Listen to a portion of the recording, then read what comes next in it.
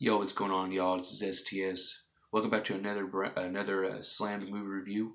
It is October and it's Halloween month, and I'm doing to watch as many horror films as I can, and a horror slash thriller in a way.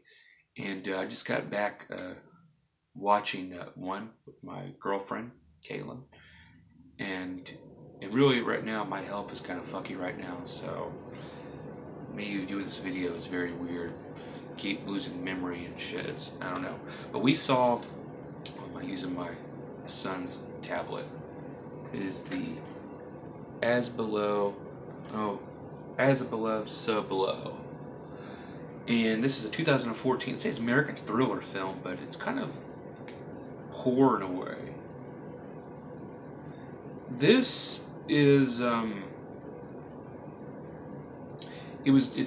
it's filmed in the found footage style film, which I love and enjoy. But the thing about these found footage films is that they always die all the time or something, you know. And I just can't. I never. When I first got into the paranormal activities and everything, everybody's dead. The demons win, Satan wins, and all this crap, you know. And I'm like, you know, I just never got into them. But as I got to watch movies and enjoy and reviewing films, regardless if I hated them or ranted on them or even loved them, I always loved to have my thoughts about the films. And this right here, this is actually my second time watching this film. The first time I watched this was on a laptop, and I mostly just skipped parts throughout the film. But this is the first time ever watching it on a full screen TV, 39 inch, and watching it with somebody. And talk about the thoughts of this film here. This right here is one of the best kind of found footage kind of films out there.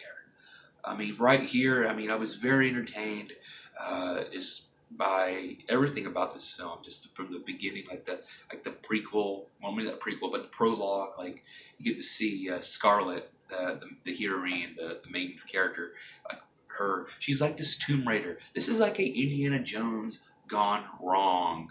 I mean, that's why I think it reminds me of. But you got these characters. She's a very Tomb Raider. She gets it from her father and stuff, and she wants to find the Philosopher's Stone or whatnot, and they find out that the catacombs, which I've known about the catacombs from Paris, from watching Scariest Places on Earth, hosted by Leonard Blair herself, Reagan from The Exorcist, and they actually have a segment which is on YouTube, by the way. You can probably search Scariest Places on Earth, the catacombs of Paris. Of a guy doing this thing, a person who actually found a camera of someone watching it and a guy leaving. So it's basically a true story. So this is them. There's little with bits and pieces of this thing going on. This little treasure she's trying to find. Well, she ends up also because you have Scarlet, and then you have Benji, who is the cameraman. They're probably doing some project or whatever, and you end up meeting up with George, who's Scarlet's maybe ex boyfriend or whatnot, and he doesn't really want to go in this shit, but she persuades him, you know, hey, you know, you can translate for me. And they do this puzzle shit. They find out the catacombs, and then they find out about this guy named Papillion or something. And shit starts to go escalate because, first of all, and it's spoilers will be here, and I'm gonna be talking throughout the shit and my views on it, because everybody has all these hallucinations and fucked up shit. I never knew Benji's thing. Um, I mean, he sees this woman that he sees throughout the film and to his demise. And he sees this fucking weird woman shit. So he sees that shit, they find Papillon, or Papillon, I don't know how to say his name. He's the guy who's been down the catacombs for all this time. And so they grab him up. He has his girlfriend, Suxi, I think Suxi and the Banshees. That's where I can remember her name, Suxi. And their friend Zed, who's the climber. Or it's our climber, you know, but they all climb down. I don't understand. Maybe the guy who just had to tell them how to put the stuff down. And so you had 6 people, because it was like, when I first saw the 30 people, it's like, there has to be more people in here. And there is more people in here. There's 6 of them. Ugh. And it's very entertaining. What these guys have to go through, and women, the catapults, it's very fucking Something I would never fucking do. I think if I would do that, I don't know, I would never do it, but I would say get like 20 people and follow each other. Because here's what people, in these films and everything, evil goes after short numbers. Because if you have 20 motherfuckers there who are right next to each other, follow the fucking leader. I mean, I think they could all make it. But if you have, like, there's 6 here, and even below, if you're 2 or even 3, you are fucked. But this film, I mean, as they went through on, I mean, it was very fucking claustrophobic. Like the scene when they're going for the skulls and bones. It's like because Benji gets very scared and he keeps going, thinking someone's bitten him and shit, probably a rat or something. Oh yeah, they also see this little satanic or some little ritual shit, which he finds that fucking woman again with these fucked up eyes and shit. But they get through, and then they find what they get to this point where this right side is not the way to go. Well, then when they go in the bones, like I said, where Benji gets stuck and shit, and they basically go back where they came from. There's all these hallucinations and shit, and they go through all this shit, and then they meet because Papillon and said that they had a friend that was here that was gone for 2 years. And they never find him, but you find the guy. He looks fucking creepy as fuck. His eyes look, but he looks fucking normal, and he is fucking normal. But then there's a scene, then the scene where they find the gold because actually they want to get treasure. She don't want the treasure. I think she just wants to document it, like me doing videos for the love of watching movies and reviews and talk about life and stuff and whatever. That's what I like doing. But they find the gold, but it's a trap. Their friend gets fucking buried alive as they thought. But they kept going for something. They saw this guy's dead body that's been there forever. They ended up finding the stone, which she thought was the right stone, but wasn't. And then they just keep going back hallucinations. And it's cool because it's an hour. How long is this fucking? It's an hour and. God damn it! Here comes my phone. My tablet going to crap. It was an hour and. It was 93 minutes, and at the hour point, the 60-minute mark, that's when they all start to fall. I mean, first of all, but we talk about Susie's death is because they find what the fuck's his name, Lapoule or something. Oh my god, I can't keep putting this stupid ass code thing here. Where's the cast? Latoupe. He's played by Pablo Nick Mendoza,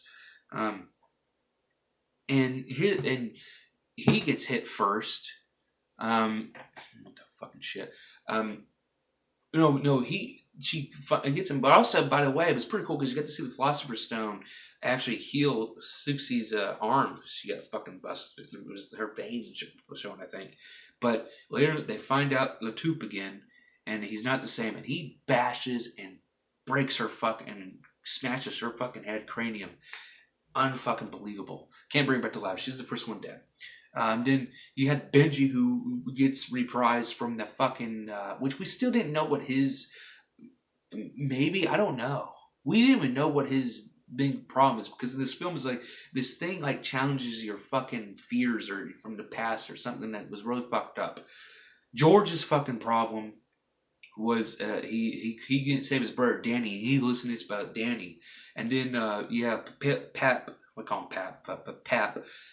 He didn't cause a crash, which you see in the car, his old buddy, and it has him in it, and it gets him, engulfs him, and then his whole body goes for the cement or something, with his feet stand up, feet first grave. That was kind of fucked up. But Benji, he climbs down. Well, it's kind of there was a point where I thought was laughed my ass off because he fell. There's a part of the film where he's down, but then someone pushes him down and he hits and he fucks his. I was laughing. My girlfriend's like, "That's fucked up. Why are you laughing about that? It's a movie." Shit. But George sees his brother hallucinate, but he calms down and shit. Zed, he said he had a baby because there was like a baby, I think, that he denied, but he knew it was his, but he denied it. Which I don't know how the fuck fathers could do that. If you made a child or whatever, you know. I mean, that's just me though. And then Scarlett's reaction when she saw her father during the first little expedition, the prologue in the Iranians or something. She found the Rose Code or something, the Rose Stat, whatever the fuck it was. And you see a person hanging, and it's her father because she's upset, and she basically confronts the daddy, saying, "I'm sorry I didn't call you," and he goes away. And then at the very end, you know, and you think Zed's gonna die and shit. Oh, yeah, there's some really fucked up shit when fucking damn at the very end, because these fucking weird shadow fucking creature, demonic creatures or something. But they actually get through. And the weirdest thing, because they push this thing down, but it goes up to the Paris, and then they all hug, they all rejoice, and Zed just takes his camera off, and then they just leave. He just goes on, and they hug and embrace George and Scarlett, and then it just goes in like that. So it ends like that. So what if what happened? I mean, hopefully nothing followed them, like maybe the visions. I mean, shit. Zed just went, and then maybe George and Scarlett got back together as a relationship or whatnot. But absolutely, I think I could rewatch this film again because I was very entertained. Despite that, I mean, it's really fucked up, and it was something I would never do. But one of the best found footage kind of style films I've seen. I definitely do recommend this film, and this is definitely a rewatchable film for me. So, I mean, this is the second time I've seen this, but it was the first time I've fully seen it instead of skipping. Because that was me in horror films. I just want to see people. I just want to spoil it. Or I would look on Wikipedia, look at the plot, and if someone survived or didn't die, it's like or they all died. I didn't really care. But now, years later, because this came out in 2014, 3 or 4 years later. I mean, since 2015, the year after that, I started to watch movies and review them and whatnot. But as above, so below. Pretty damn good, interesting film. I got like 6 out of Rotten Tomatoes, or 6 star. I mean, 6 out of 10. But you know, it was pretty entertaining. It's just pretty damn good, and it's rare for a found footage film that I would like in a documented kind of style. And there's survivors, not 1, not 2, but 3. So that's fucking awesome. Now I don't know if there's an alternate, there's a fucking ending here. I don't know. No, I don't think there is. Let's see.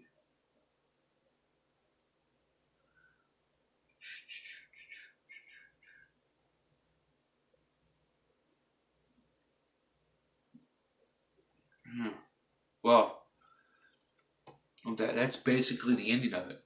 So yeah, there's no alternate endings or anything. Thank God, because it's pretty awesome. But as above, so below. Definitely check it out, guys. I think you'll very enjoy this fucking flick here.